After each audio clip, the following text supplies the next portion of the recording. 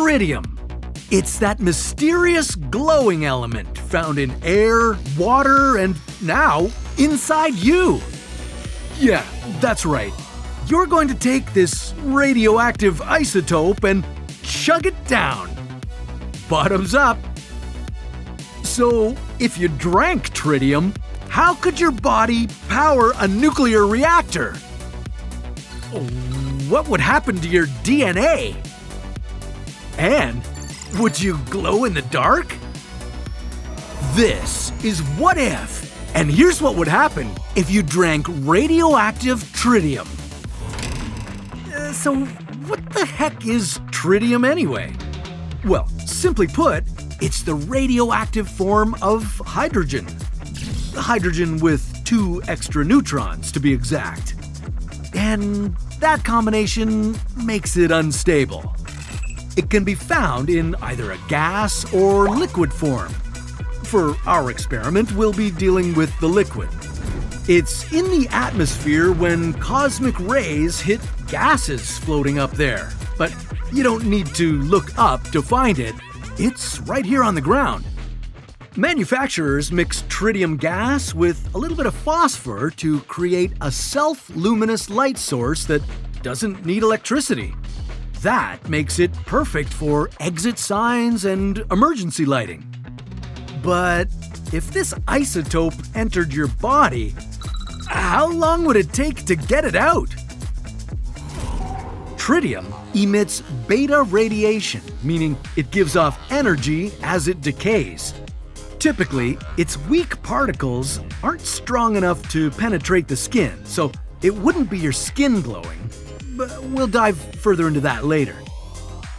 Doctors often use small amounts of tritium to trace chemical compounds in the human body, but you, in all your wisdom, are gulping down 4.5 liters of this stuff. So, what happens next?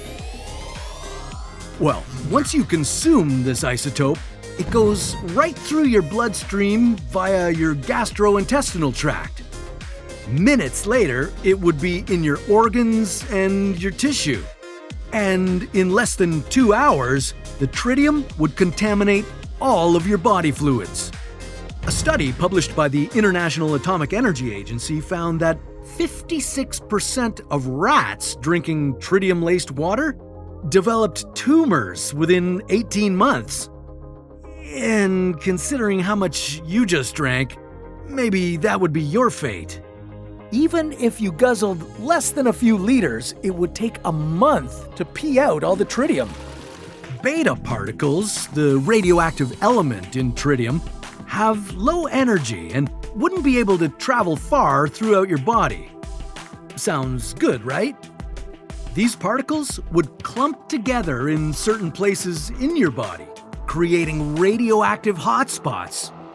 These small areas would be bombarded with radiation. So, would those areas give off a less than healthy glow? Well, remember, tritium needs phosphorus to light up, so overeating phosphorus-rich food like meat, eggs, and some dairy products could start a chemical reaction. Your stomach could light up like a glow stick. And that light would be absorbed in all the surrounding tissue. But this isn't a party trick you want to do often. These photons contain such a high amount of energy that they could alter your DNA permanently.